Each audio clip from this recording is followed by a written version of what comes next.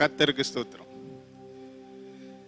நான் விருதுநகர் பக்கத்தில் சாத்தூர் அருகில் இருக்கிற ஒரு கிராமத்திலேருந்து வந்திருக்கேன். நான் ரொம்ப எனக்கு கிட்னி பிரச்சனை. 5 நிமிஷம் இப்போ கூட நின்று 5 நிமிஷம் பேச முடியாது என்னால். 5 நிமிஷத்துக்கு ஒரு 10 நிமிஷத்துக்கு யூரின் பாஸ் ஆகிட்டே இருக்கு. ரொம்ப கஷ்டப்பட்டேன். என்னுடைய கிட்னி பிரச்சனையை என்னன்னு தெரியலன்னு.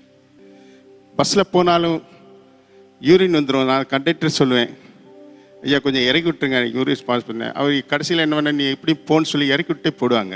நான் அங்கேருந்து நடந்தே போவேன். இதுக்காக பயந்துக்கிட்டு தான் நான் எங்கேயுமே ட்ராவல் பண்ணுறதே கிடையாது. ஒரு நாள் என்ன வீட்டில் உட்காந்து நான் டிவி ஆன் பண்ணேன். ஆன் பண்ணும்போது நோ சிக்னல்னே வந்துச்சு எல்லாமே. 31/1/25 ஜனவரி நைட்டு 9:25. அப்போது 200 சேனலை ஆன் பண்ணி பார்ப்போன்னு சொல்லிட்டு பார்த்தா டிஜிஎஸ் சேனல்னு ஒன்று வந்துச்சு. அதில் ஒரு ஃபேமிலி சார்ஜ் கொடுத்துருந்தாங்க. அவருடைய கணவருக்காக அந்த அம்மா சொல்லிச்சு, வீட்டுக்காரருக்கு எத்தனையோ நான் வைத்தியம்லாம் பண்ணி இந்த கிட்னி பிரச்சனை போவே இல்லை, டாக்டர்லாம் கைவிட்டாங்க, நீங்கள் வீட்டுக்கு கூப்பிட்டு போய் நீங்களாம் பண்ணிக்கோங்கன்னு சொல்லி இது பண்ணாங்க. இருந்தாலும் நான் மனன் இந்த சபைக்கு வந்தேன். சபைக்கு வந்த உடனே எனக்கு இங்கே கொஞ்சமாக எல்லாம் சுகமாகி இப்போ நல்லா இருக்கிறோம் அப்படின்னு சாட்சி சொல்லும்போது நான் ஆவலாக கேட்டுக்கிட்டு இருந்தவன் என்ன பண்ணேன், சரி ஆண்டவர் நமக்கும் இந்த இதில் ஆன்லைனில் தானே பேசுகிறாங்க, நம்ம தலையில் கை வச்சு ஜெபிச்சா தானே நமக்கு நடக்குமே அப்படின்னு நினச்சிட்டு நம்பிக்கையிலேருந்து சரி ஆன்லைன்லேயே கேட்போம் அப்படின்னு சொல்லிட்டு மேலே ஒரு டிஸ்பிளே நம்பர் வந்தது. அதுக்கு ஃபோன் பண்ணோன்னே அந்த சகோதரர் எடுத்து கேட்டார், ஐயா உங்களுக்கு இந்த கிட்னி பிரச்சனையான்னாரு. அப்போ கேட்டேன் நான், ஐயா உங்களுக்கு எப்படி தெரியும் நீ கிட்னி பிரச்சனை அப்படின்னு. இல்லை நான் கேட்குறேன் அப்படின்னாரு. ஆமாங்க, இதனால நான் ரொம்ப சிரமப்பட்டுக்கிட்டு இருக்கேன், பாத்ரூம் பக்கத்துலேயே உட்காந்து பேசிக்கிட்டே இருக்கேன்.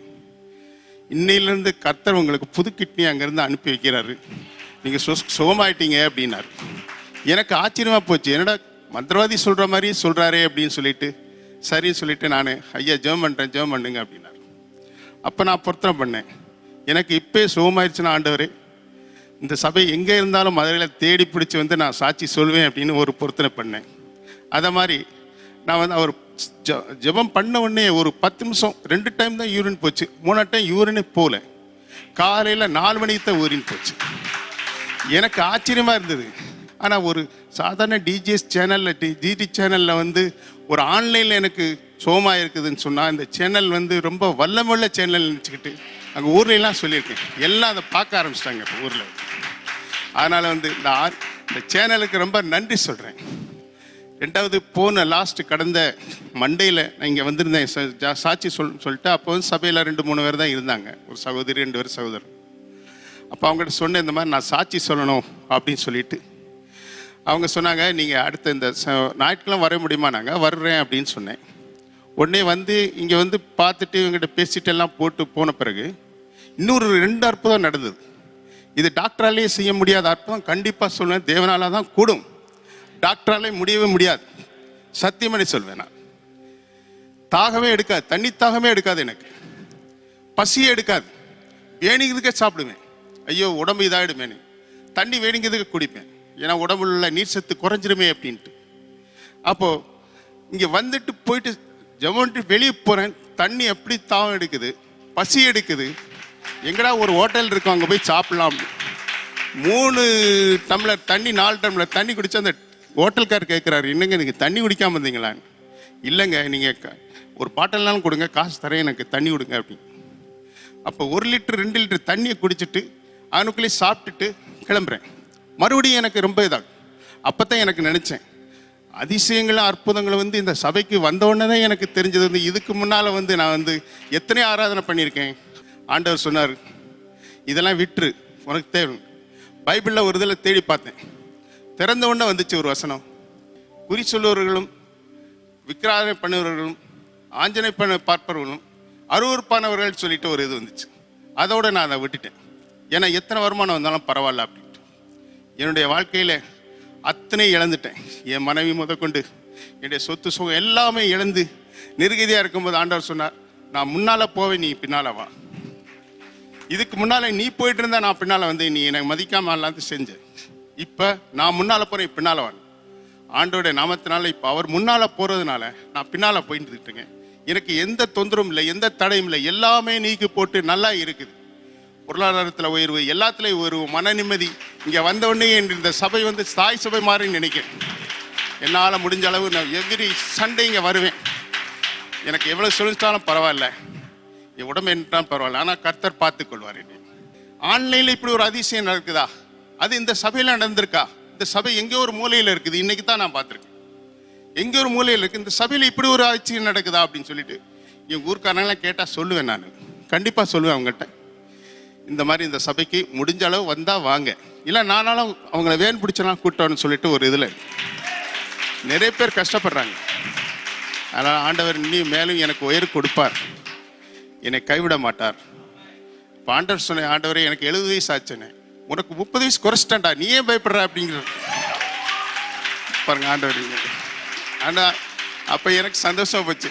ஆண்டவரே அப்போ நான் இளமையாக இருக்கிறேன்னா, இனி இளமை தாண்டா என்றைக்குமே வந்து உனக்கு எதே இல்லை, நீ என்னை மட்டும் நம்பி வா, உன் பின்னாலே என் பின்னாலே வா, உனக்கு எல்லாத்தையும் காட்டுவேன் அப்படின்னு. அந்த ஒரு இதனால இன்னைக்கு இந்த சபைக்கு வந்தோடனே ரொம்ப திருப்தியாக இருக்கேன், நல்லா இருக்கேன், சுகமாக இருக்கிறேன். எனக்கு உடம்புல எந்த பிரச்சனையும் இல்லை. நான் சாட்சியை பகிர்றேன். Glory to God. Last week வந்து எனக்கு ரொம்ப மூச்சு திணறல்னால நைட் ஃபுல்லாக என்னால் தூங்க முடியாமல் இருந்தது. இது வந்து 2018 எனக்கு இந்த கம்ப்ளைண்ட் இருந்து நான் டாக்டர்கிட்ட போய் பஃப் யூஸ் பண்ணுவாங்க இல்லையா, அந்த ஸ்டீராய்ட்ஸ் யூஸ் பண்ண பிறகு தான் நான் சரியானேன். அதுக்கப்புறம் எனக்கு அந்த 5 இயர்ஸ்க்கு மேலே 7 இயர்ஸ்க்கு மேலே எனக்கு வரவே இல்லை.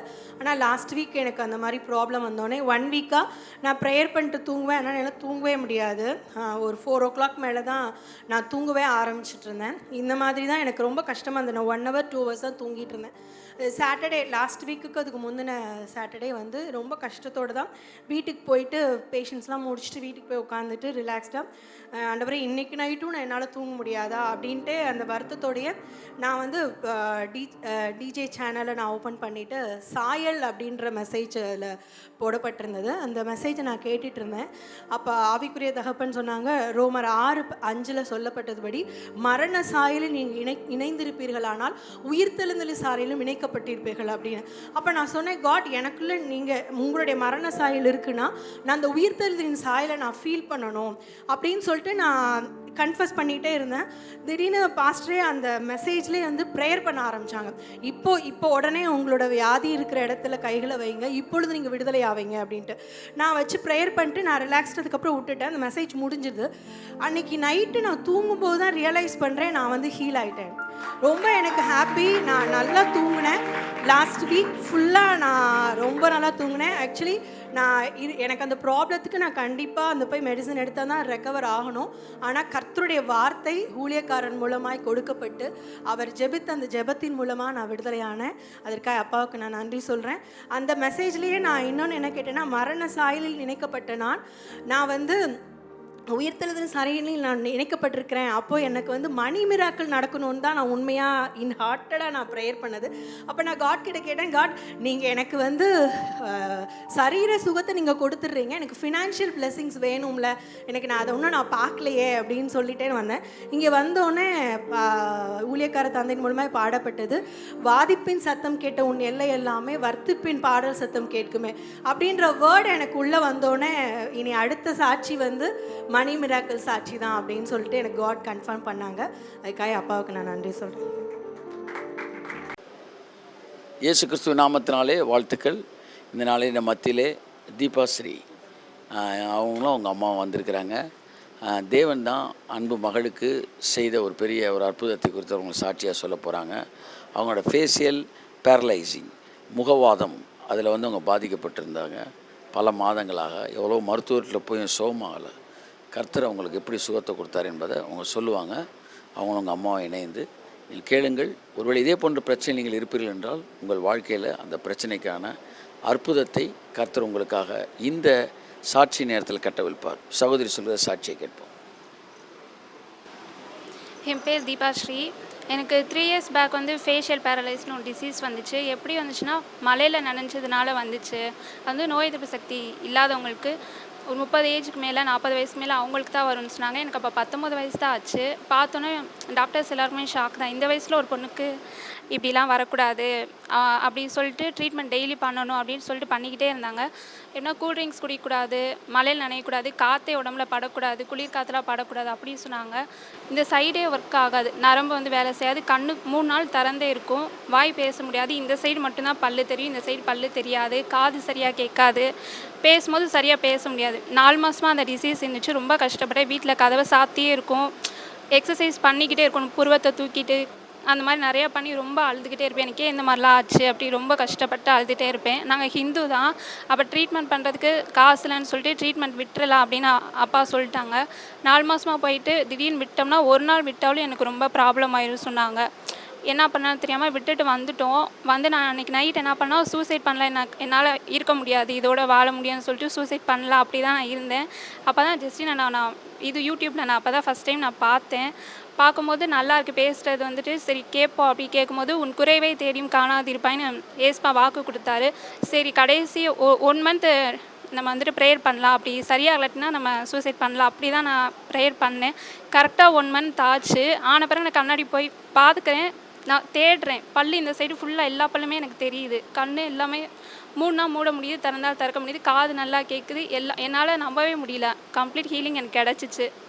ஸோ அதான் சாட்சி சொல்லலாம் அப்படின்ட்டு வந்து அதுக்கப்புறம் 3 வருஷம் ஆச்சு. நானும் பயந்துகிட்டே இருந்தேன், மறுபடியும் வந்துருமோ, மழையிலையும் நான் நினைஞ்சேன். கூல்ட்ரிங்க்ஸ் நான் குடித்தேன், எல்லா கூல்ட்ரிங்க்ஸ் குடிப்பேன், ஏசி காற்று எல்லாமே எதெல்லாம் பண்ணக்கூடாது டாக்டர் சொன்னாங்களோ அது எல்லாமே நான் பண்ணேன், பயந்துகிட்டே தான் பண்ணேன். ஆனால் இப்போலாம் நான் தைரியமாகவே பண்ணுறேன். மழையிலையும் நான் நேற்று கூட நான் நினச்சேன் எதுவுமே எனக்கு 3 வருஷம் ஆச்சு, மறுபடியும் அந்த டிசீஸ் எனக்கு வரவே இல்லை. ஸோ கர்த்தருக்கு ஸ்தோத்திரம். அவர் ஒருக்க கூட மழையில் நினைக்கணும்னு தான் சொன்னார். டாக்டர் சொன்னார் இனிமேல் மழை தண்ணியில் எதுவுமே நினைக்கூடாது, கூலிஸ் எதுவுமே சாப்பிடக்கூடாது அப்படின்னு. நாங்கள் என்னடா பொண்ணுக்கு இப்போ இப்படி இருக்குது அப்படின்னு பயந்துகிட்டே இருந்தேன். ஆனால் கர்த்தரை என் பொண்ணு நம்பிச்சு கை விடலை. இன்றைக்கி என் பொண்ணு இன்றைக்கி நல்லபடியாக இருக்குது. ரொம்ப சோஸ்திரம் ஏசப்பட்டு. கர்த்தர் நல்லவருமா. இந்த அற்புதத்தை கர்த்தர் உங்களுக்கு செஞ்சுருக்கிறாரு பாருங்கள். ட்ரீட்மெண்ட்டுக்கே வந்து பணம் இல்லாத மாதிரி ஒரு சுச்சுவேஷனு. 250 ரூபா தான். அது கூட கொடுக்க முடியாமல் அவங்க அப்பாவுக்கு எனக்கு பிரச்சனை வந்துக்கிட்டே இருந்துச்சு. நான் டாக்டர் மூலிமா கூட நான் சண்டை போட போயிட்டேன். என்ன சார் எவ்வளோ நாளைக்கு சார் வர்றது அப்படின்னு. நீங்கள் பணம் கூட கம்மியாக கொடுங்க, ஆனால் டெய்லி வந்து ட்ரீட்மெண்ட் எடுத்து ஆகணும் அப்படின்னு. எங்களுக்குள்ள பிரச்சனையில் இந்த பொண்ணு உட்காந்து அழுதுகிட்டு நான் பைப்பிலே எடுத்துகிட்டு வா ஏசப்பா நான் பார்த்துக்கிறேன் அப்படின்னு ஏசப்பா நம்பி போச்சு. அவர் கை விடலை. என் பொண்ணை நல்லபடியாக காப்பாற்றி கொடுத்துட்டார். அவருக்கு ரொம்ப சோஸ்தம். 2 நாள் ஊழல் ட்ரீட்மெண்ட் எடுக்காமல் இருந்தேன். எனக்கு ரொம்ப ப்ராப்ளம் ஆயிடுச்சு. அப்போ சொன்னாங்க 1 நாள் கூட நீ ட்ரீட்மெண்ட் விடவே கூடாது அப்படின்னு சொன்னாங்க. மாதுளம்பழம் 1 நாள் சாப்பிட்டப்ப பழம் சாப்பிட்டா கூட உனக்கு ரொம்ப ப்ராப்ளம் ஆகுது, நீ ட்ரீட்மெண்ட் மட்டும் கண்டிப்பாக விடவே கூடாதுன்னு சொன்னாங்க. ஆனால் 1 மந்த் நான் ட்ரீட்மெண்ட் விட்டு இருந்தேன், எனக்கு கம்ப்ளீட் ஹீலிங் எனக்கு கிடச்சிச்சு. கர்த்தருக்கு ஸ்தோத்திரம். பாருங்கள் 3 வருஷமாச்சு, இன்றைக்கு வரைக்கும் வரல. குமாரன் உங்களை விடுதலையாக்கினால் மெய்யாக விடுதலை ஆவீர்கள். கர்த்தர் மகளுக்கு பூரண சுகத்தை கொடுத்துருக்காரு. பல நேரங்களில் இந்த செய்தியை இந்த சாட்சியை கேட்டுக்கிட்டு இருக்கிறேன். உங்களில் கூட சிலர் மருத்துவத்திற்கு பணம் இல்லாமல் அந்த மருத்துவத்தை செய்ய முடியாமல் இருக்கலாம். கர்த்தர் சொல்கிறார், நானே உன் பரிகாரி ஆகிய கர்த்தர், நானே உன்னுடைய மருத்துவர். உன்னுடைய பிரச்சனைகள் எதுவாக இருந்தாலும் நான் பிரதான மருத்துவராக இருந்து உன்னை சுகப்படுத்துவேன். உன்னை வீட்டில் இருக்கும்போது உன்னை நான் சுகப்படுத்துவேன். உன்கிட்ட பணம் இல்லை, நீ பயப்படாத, நான் என்னுடைய வல்லமையினால் உன்னை சுகப்படுத்தேன்னு கர்த்தர் சொல்கிறார். மகளுக்கு பூரண சுகத்தை கொடுத்துருக்கிறார். கர்த்தருக்கு மகிமை உண்டாகட்டும். கர்த்தருக்கு சோத்திரம். 25 வருஷமாக நான் கழுத்து வலியில் ரொம்ப அவதிப்பட்டு கஷ்டப்பட்டு இருந்தேன். 10 வருஷமாக எங்கள் வீட்டுக்கார் எவ்வளோ ஆஸ்பத்திரி கூட்டு போனார், வச்சார், எவ்வளோ ட்ரீட்மெண்ட் பார்த்து வச்சோம். போகிற இடத்துலலாம் ஒரு மாதம் மாத்திரை சாப்பிடுங்க சரியாக பிரிஞ்சுடுவாங்க. அவர் போட்டும் கேட்கவே இல்லை. அப்புறம் திருப்பி போனால் இங்கே பெல்ட்டு போடுங்க, பெல்ட்டில் போட்டால் சரியாக போயிருந்தேன். அதே ஒரு 5 வருஷமாக போட்டு பார்த்தேன், அதையும் கேட்கல, அதையும் அவுத்து போட்டேன். பணம் கொடுத்து சாக்கு மீண்டு வேறு வச்சேன், இது கரண்ட் சாக்கு கொடுத்தேன், அதுக்கும் கேட்கல. பணம் இல்லாமல் பெரியாசத்தில் வேறு அதுக்கு ஒரு வாரம் கரண்ட் சாக்கு வச்சாங்க, அதுக்கும் கேட்கல. 10 வருஷமாக எங்கள் வீட்டுக்காரர் போகாத ஆஸ்பத்திரிலாம் கூட்டிகிட்டு போனார். எவ்வளோ வைத்திய பட்டம் கேட்டும் கேட்கல. பக்கத்தில் ஒரு மெடிக்கல் எங்கள் வீட்டு பக்கத்துலேயே இருக்கும். போகிற ஆஸ்பத்திரியில் அப்புறம் பெல்ட்டு போடுறாங்க. பெல்ட்டே வேணாங்க, எந்த ஆஸ்பத்திரி போனாலும் பெல்ட்டு தான் கொடுக்குறாங்க. அந்த மாத்திரை போட பலபடி அடுத்தடுத்து பிரச்சனை வந்துக்கிட்டே இருந்துச்சு. வயிற்று பிரச்சனை, இந்த கழுத்து வலி வந்து அப்படியே இந்த கை வலிக்கு வந்துடும். கை வலி, மொட்டி வலி எல்லாம் வந்துடும். எவ்வளோ இந்த வலின்னு வந்தால் உயிர் போயிட்டு உயிர் திரும்பி வர்ற மாதிரி இருக்கும். தலைவலி வரும், வாந்தி வரும். மாத்திரை நான் போடாமல் எப்படினாலும் சமாளிச்சிடணும்னு பார்த்துக்கிட்டே இருப்பேன். என்னால் சமாளிக்கவே முடியாது. ஆனால் மாத்திரை போட்டால் தான் நான் சமாளித்து இன்னும் செத்து பொழைச்ச மாதிரி நான் இத்தனை வருஷமாக இருந்தேன். இப்போ இந்த சர்ச்சுக்கு 10 மாதமாக நான் வந்து போயிருக்கிறேன். இந்த சர்ச்சுக்கு வராதுக்கு முன்னாடி வாங்கின இந்த மாத்திரை வந்துட்டு போனது ஒரு மாத்திரை கூட நான் தொடவே இல்லை. அதனால் எப்படி நான் கர்த்தரை நான் என் பொண்ணு சாட்சியாக வந்து சொல்லிட்டு வர நிமிஷமே ஆண்டினி அண்ணன் ஒரு அண்ணன் இருந்தார். அந்த அண்ணனை சொல்லிட்டு போனேன், என் பொண்ணுக்கு சரியான மாதிரி எனக்கு சரியான 25 வருஷம் அந்த கழுத்து வலியோட படாது பாடு பட்டுட்டேன், செத்து பொழைச்சி. ஆனால் அந்த கழுத்து வலி இனிமேல் வரக்கூடாது. கழுத்து வலி வந்து, தலைவலி வந்து, கை வலி வந்து, கால் வலி வந்து, இந்த மாத்திரை போடாமல் என்னால் உயிர் வாழவே முடியாது. என்ன மாத்திரை போட கூட போன கொஞ்சம் தான் எனக்கு பிரச்சனை வந்துச்சு. இன்றைக்கி நான் ஆரோக்கியமாக சுகமாக இருக்கேன்னா இந்த சர்ச்சைக்கு வந்தால் தான் நான் சுகமாக இருக்கேன். அதனால் கர்த்தருக்கு சொத்துறோம் கோடானி கோடி சொத்துறோம். பொண்ணு சொல்லலாம், அம்மா பாஸ்டர் ஊருக்கு போகிறாம்மா, நேராச்சு பாப்பா 2 நிமிஷம் பாப்பா போய் கேட்டுருந்தேன். இங்கே வரவங்களுக்கு கூட அண்ணன் பிரச்சனை மாதிரி ஜோம் இல்லை. ஊரில் இருக்கிற அக்காவுக்கு கூட வயிற்றில் கட்டி வந்து எட்டியாப்புறத்தில் இருக்காங்க, ஊரில் இருக்காங்க. பக்கத்தில் உள்ள கோயில்பட்டியில் போய் செக் பண்ணிக்கிட்டு வச்சுக்கிருந்தாங்க. பண்ணதில் கட்டி இருக்கு, நீங்கள் ஆப்ரேஷன் பண்ணியே ஆகணும் அப்படின்னாங்க. என்கிட்ட சொல்லி புலம்பியே இருந்தாங்க. என்னுடைய மருமகளுக்கும் மகளுக்கு 2 குழந்தை, கை குழந்தை இருக்குது. நான் ஒரு ஆஸ்பத்திரி போனேன், நான் என்ன பண்ணுறது ஏது பண்ணுறேன், நீ பிள்ளைய வச்சு நீ பாலான பிள்ளைய வச்சு நீ அலைய முடியாது அப்படின்னாங்க. நீ கவலைப்படாத அப்படின்னாங்க. நான் போய் அண்ணாண்ட போய் சொல்லிட்டு வரேன் அப்படின்ட்டு பாப்பாட்ட சொன்னேன். நீ உங்கள் அக்காவுக்கு தான் ப்ரே பண்ண வந்தியானே? இல்லை பிள்ளை, இந்த மாதிரி அதுக்கு வந்து மயக்க ஊசி போட்டு தான் அதை இது பண்ணுவாங்க வைப்பாங்க. அதுக்கு இன்னொரு பிரச்சனை வேறு இருக்குது. இந்த பல்லு கட்டிக்கிற ஒரு அதிர்ச்சியான இது கேட்டாலும் சரி, அதிர்ச்சியான விஷயம் பார்த்தாலே அது பல்லு கட்டிக்கிறோம். அதுவே எனக்கு பயமாக இருந்துச்சு. அதனால தான் பெரியமாவுக்கு வந்து ப்ரே பண்ண வந்தேன். அதனால் நான் அண்ணன் வந்து சொன்னேன். அந்த நேரத்தில் ஒன்று சொன்னேன், ஜோம் பண்ணாங்க. மறுநாள் ஞாயிற்றுக்கிழமை வந்து பண்ணிட்டு போகிறேன், திங்கக்கிழமை ஃபோன் பண்ணுறேன், சோமாயிருச்சுங்க அக்கா. உடனே கேட்டேன், என்னக்கா சொன்னாங்க அப்படின்னு. நான் சரியாக பிரிச்சில் 1 மாதம் மாத்திரை சாப்பிடுவாங்க, அதிலே சரியாக பிரிச்சுன்னு கேட்டாங்க. அதனால் நான் அண்ணனுக்கு ரொம்ப நன்றி, நான் தேங்க்ஸ் சொன்னேன். எந்த நேரத்தில் என்ன கஷ்டம் வந்து சொன்னாலும் தடுக்காமல் ஜெபம் பண்ணி விடுவாங்க. அவருக்கு நான் ரொம்ப நான் கடமைப்பட்டிருக்கேன், நன்றி சொல்கிறேன், கோடான நன்றி சொல்கிறேன். சின்ன இது புண்ணு மாதிரி இந்த வெயில் காலத்தில் இந்த முதுகில் வந்துக்கு இருந்துச்சு. அது பக்கத்தில் சொன்னாங்க, நீ பாம்பு குத்து போய் அதை போட்டு இதை போட்டு நாட்டு வைத்தியம் போ அப்படி இப்படின்னு சொன்னாங்க. எனக்கு எதுவுமே வேணாம். எங்கள் அண்ணா பாஸ்டர் இருக்கார், நான் சர்ச்சுக்கு போயிட்டு எங்கள் வீட்டுக்காரோட சொன்னார். அந்த ஆசிரியர் போப்பில் ஒருத்தவங்க சொன்னாங்க, போக மாட்டேன், நான் சர்ச்சுக்கு போகிறேங்க, நான் சர்ச்சுக்கு தான் போவேன் அப்படின்னேன். சரி போன்னு சொல்லிட்டாங்க. போயிட்டு இந்த அண்ணாட சொன்னேன். அப்போ இந்த கோயம்புத்தூர் கிளம்புற நேரத்தில் இந்த மாதிரி முதுகில் கொஞ்சம் இதாக இருக்கு எனக்கு பிரியம். உடனே பண்ணார், மருந்து 2 நாளில் சரியாக போச்சு. எனக்கு எவ்வளோ அற்புதம் இந்த சர்ச்சுக்கு வந்து நான் செஞ்சிருக்க வச்சுருக்கேன். பொண்ணோட கல்யாண பிரச்சனைக்கு வந்து அண்ணாட ப்ரே பண்ணேன். அதே மாப்பிள்ளை பிரச்சனை அதே சுகம் அது சரி பண்ணிட்டார். விட சரின்னு ஒத்துக்கிட்டாரு கல்யாணத்துக்கு. இன்னொரு 10 மாதத்தில் கல்யாணம் முடிஞ்சிடும். மாப்பிள்ளை டைம் கேட்டிருக்காரு, அதெல்லாம் முடிஞ்சிடும், சரியாயிரும். இப்போயுமே எங்கள் வீட்டுக்காரக்காண்டி தான் பாஸ்டர் வந்து பேச வந்திருக்கேன். கொஞ்சம் வேலை கொஞ்சம் பிரச்சனையாக இருக்குது. போகிற இடத்துல இந்த படித்த பாட்டு எங்களுக்காண்டி படித்த பாட்டு இருக்கு. இன்றைக்கி இந்த போகிற இடத்துல வண்டி இருப்போராய் நின்றுக்கிட்டே இருக்கு. மதுரை விட்டு சென்னை லோடு ஏற்றிட்டு போவார். இந்த 2 மாதமாக எங்கள் வீட்டுக்கார் பாடார்பாடு பார்க்கவே எனக்கு ரொம்ப நொந்து போய் கிடக்கிறேன். நான் இன்றைக்கி வீட்டில் தான் இருக்கார். நீங்கள் மத்தியானம் கிளம்புறேன், லோடு ஏற்றி வச்சிருக்காரு, நான் மத்தியானம் கிளம்புறேன். நான் சொல்கிறேன், கர்த்தரே உங்களை நம்பி வரேன். வண்டி வந்து சும்மா கப்பலை நல்லா மேலே பார்த்து வீட்டுக்கு போனேன். என் வீட்டுக்கார் வண்டி இனிமேல் நிற்கவே கிடையாது. அவர் நல்லபடியாக வேலை கிடைக்கிற ஒரு அவங்க நல்லபடியாக ஓடனே கர்த்தர் நம்பி இன்னைக்கு வந்திருக்கேன். ஏன்னா வீட்டுக்காரத்தையும் கேட்டேன், என்னப்பா சர்ச்சை போகிறேன், என்னங்க ரொம்ப நாள் ஆச்சுங்களா போகிறேங்க. சரின்னு சொல்லிட்டு இப்போ வீட்டில் தான் இருக்கார். இப்போ நான் போய் தான் ஒரு வழி அனுப்பி விடனேன். எப்பப்போ வரும் அப்படின்னா 2 மணிக்குள்ள வந்துடுவாங்க. நான் சாப்பிடலாம் செஞ்சு வச்சு சாப்பிடு ஒன்றுமே சொல்லலை. சரின்னு சொல்லிட்டு கம்முன்னு இருக்கார். அதெல்லாம் அடுத்த சாட்சி எங்கள் வீட்டுக்கார கொண்டு வந்து இங்கே நிப்பாட்டி கண்டிப்பாக அண்ணா பாஸ்டர் சொன்ன மாதிரி என் பொண்ணுக்கு சொன்னார், நீங்கள் அடுத்தடுத்து நீ சாட்சி சொல்லுவப்பா, கருத்தர் உங்களுக்கு பெரிய பெரிய காரியம்னா அதே மாதிரி காரியத்தை எங்கள் வீட்டுக்காரன் நான் மத்தி நடத்துவார். அவரை கண்டிப்பாக கூட்டி இந்த இடத்துல நிப்பாட்டுவேன். ஃபேஷியல் அந்த முகமாதம் வந்தப்போ நான் தான் அப்போ ரூம்குள்ளே நான் மட்டும்தான் தனியாகவே இருப்பேன். சாயந்தரம் டைமில் கூட வெளியே வர முடியாது. அந்த குளிர் காற்றுலாம் படக்கூடாதுன்றதுனால விண்டோ கதவு எல்லாத்தையும் மூடிட்டு நான் மட்டும்தான் தனியாகவே உட்காந்துருப்பேன். அப்போ என்ன பண்ணுறதுனே தெரியாது. சரின்னு சேனல் மாற்றிட்டே இருக்கும் போது தான் அண்ணாவை பார்க்கும்போது என்ன பேசுகிறாங்க ஒன்றுமே தெரில. ஏதோ ப்ரோக்ராமில் ஆங்கர் போல் அப்படின்னு தான் நான் நினச்சேன். அப்புறம் டெய்லி பார்க்கும்போது டெய்லி வந்துக்கிட்டே இருந்துச்சு. சரி என்ன தான் பேசுகிறாங்க பார்ப்போம் அப்படின்னு பார்க்கும்போது ஜீசஸ் பற்றி பேசுகிற மாதிரி இருந்துச்சு. சின்ன வயசுலேருந்தே கிறிஸ்டின் ஸ்கூலில் படித்தனால எனக்கு ரொம்ப பிடிக்கும். சரி பேசுகிறாங்க ஜீசஸ் பற்றி தானேன்னு கேட்கும்போது எனக்கு புரிஞ்சுக்கிற மாதிரி இருந்துச்சு. மற்ற சேனலை பார்த்தா எனக்கு புரியாது அவ்வளோவா. சரி ஏதோ பெரிய ஆளுங்க பேசுவாங்க போல் அப்படி இருந்துச்சு. இவங்க பேசும்போது நல்லா ஈஸியாக புரியுதே. சரி என்ன பேசுகிறாங்கன்னு பார்க்கும்போது அந்த வியாதியை பற்றி பேச ஆரம்பித்தாங்க. நீங்கள் விசுவாசிட்டிங்கன்னா உங்களுக்கு வந்துட்டு சரியாயிரும் அது மாதிரி சொல்ல எனக்கு இன்ட்ரெஸ்ட் ஆகிடுச்சு. சரி நம்ம கடைசியாக வந்து நம்புவோம். இப்போ ட்ரீட்மெண்ட்டும் நம்ம எத்தனை நாள் தான் எடுத்துகிட்டே இருக்கிறது. நம்ம ஸ்கூல் டேஸ்லேருந்து ப்ரேயர்லாம் பண்ணுவேன். எக்ஸாம் டைத்துலலாம் ஜீசஸ் வந்து நிறைய ஹெல்ப் பண்ணியிருக்கார். சரி ஜீசஸ் பற்றி தானே பேசுகிறாங்க, டெய்லி கேட்க ஆரம்பிச்சு. எனக்கே இன்ட்ரெஸ்ட் வர ஆரம்பிச்சிச்சு. அப்புறம் அம்மாலாம் கூப்பிட்டு உட்கார சொல்லுவேன், அம்மா பாருமா என்னை பற்றியே பேசுகிறாங்கம்மா, பாருமா சரியான்னு சொன்னால் இப்போ அதெல்லாம் நம்ப மாட்டேன், அதெல்லாம் சும்மா பேசுவாங்க போயிடுவாங்கன்ட்டு அம்மா நம்பவே இல்லை. அப்புறம் தான் எனக்கு ஒரு 2-3 மாதத்துல எனக்கு கிளியர் ஆயிடுச்சு. ட்ரீட்மெண்ட் விட்ட பிறகும் எனக்கு சரியாயிடுச்சு. அப்போவும் அம்மா வந்து நம்பவே இல்லை. அப்புறம் இங்கே சர்ச்சுக்கு வந்து ப்ரேயர் பண்ணி சாட்சியெல்லாம் சொன்ன பிறகு என்னை பார்த்தா அம்மா என்ன புதுசாக பார்க்குறாங்க. உனக்கு இவ்வளோது நடந்துச்சா, என்ன நடந்துச்சுன்னு. ஏன்னா அப்புறம் தான் வீட்டுக்கு போய் தான் அம்மா கேட்டாங்க, இவ்வளோ அற்புதம் ஏசப்பா செஞ்சுருக்காங்களா அப்படின்ட்டு. அப்புறமா டிவி போடும்போது அம்மா கூப்பிட்டு உட்கார வச்சு காட்டுவேன், பாருமா நீ பாரு, உனக்கும் கழுத்து வலி சரியாயிரும், எனக்கே சரியாச்சும் உனக்கு சரியாயிரும், நீ நம்புமான்ட்டு. அப்புறமா சர்ச்சுக்கு வந்து அப்புறமா தொடர்ந்து இப்போ அம்மா சேனலுக்கு வந்து அடிக்ட் ஆகிட்டாங்க. நான் கூட அவ்வளோ பார்க்குறதில்ல, என்னை விட அம்மா காலைல எந்திரிச்சதுலேருந்து நைட்டு தூங்குற வரைக்கும் பாரு பாரு. கர்த்தருடைய பரிசுத்த நாமத்துக்கு ஸ்தோத்திரம். நாங்கள் அந்த சர்ச்சுக்கு வந்து 2017 வந்தோம். வந்த நாள்லேருந்து இன்னைக்கு வரைக்கும் ஒரு குறையும் கிடையாது. கர்த்தர் நாளுக்கு நாள் எங்களை வந்து இன்னும் அதிகரித்து நாளுக்கு நாள் எங்களை வந்து வளர செஞ்சுட்டு தான் இருக்காங்க. நாங்கள் இங்கே வரும்போது எங்கள் கையில் ஒன்றுமே கிடையாது, ஜீரோ. எங்கள் கையில் தொழில் இல்லை, எதுவுமே கிடையாது, என்ன செய்கிறேனே தெரியல. அப்போ அண்ணனோட மெசேஜ் வந்து டிவியில் நம்ம பார்த்தோம். அவருடைய வார்த்தை எங்களை தொட்டது. நாங்கள் இருக்கிற இடம் வந்து கடச்சனந்தல்.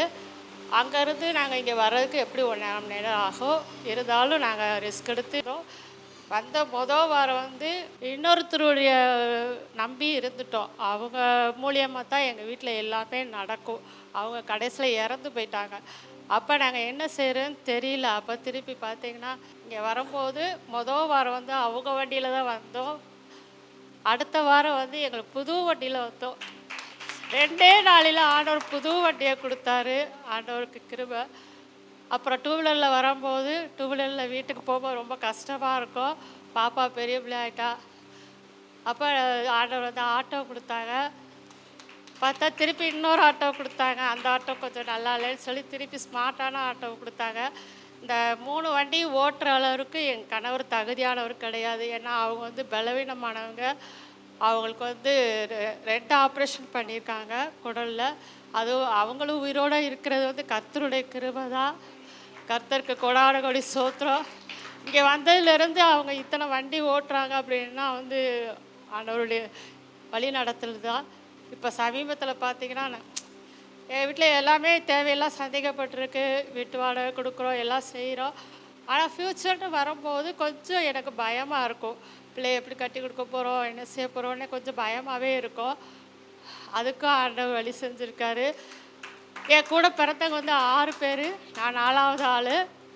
எங்கள் வீட்டில் வந்து எங்கள் அம்மாவுடைய சொத்து நிறையா இருக்குது. ஆனால் எங்கள் அம்மா வந்து மேரேஜுக்கு அப்புறம் பொம்பளை பிள்ளைக்கு எந்த சொத்துமே கிடையாது, பசங்களுக்கு மட்டும்தான் அப்படின்னு சொல்லிட்டாங்க. அப்போ என்ன செய்கிறேன்னே தெரியல. உயில் கூட எழுதி வச்சுட்டாங்க. அப்போ என்ன செய்கிறேன்னு தெரியல. என் தம்பியெல்லாம் என் மேலே கொஞ்சம் பாசமாக இருப்பாங்க. 2 தம்பிகளும். எங்கள் அம்மா வந்து ரொம்ப பலவீனமானவங்க. அவங்க வந்து முடியாமல் இருக்காங்க. அப்போ 2 தம்பிகளும் ஒரு 15 நாளைக்கு முன்னாடி என்னை கூப்பிட்டு பேசுனாங்க. கிட்டத்தட்ட 2 மணி நேரம் என்கிட்ட பேசுனாங்க. இந்த மாதிரி எங்கள் அம்மாவுடைய ப்ராப்பர்ட்டி, எங்கள் அப்பாவுடைய ப்ராப்பர்ட்டி எல்லாமே என்ன செய்ய போகிறோம், ஏது செய்ய போகிறோம், இதில் உனக்கு நாங்கள் பங்கு தரோம் அப்படின்னு சொல்லி. என் பெத்த தாய் கூட எனக்கு அந்த மாதிரி நினைக்கலாம். ஆனால் என் கூட பிறந்தாங்க எனக்கு ஒரு பங்கு தரேன்னு சொல்லியிருக்காங்க. கர்த்தர் என்னை லட்சாதிபதி ஆக்கியிருக்காரு. நிறைய ப்ராப்பர்ட்டி இருக்குது. எங்கள் அம்மாவுடையது, எங்கள் அப்பாவுடையது ஒன்றா வந்துக்கிட்டே இருக்கும். வர வர நான் தேவனுக்கு எங்களால் முடிஞ்சதை நான் செஞ்சுட்டே இருப்போம். கர்த்தருக்கு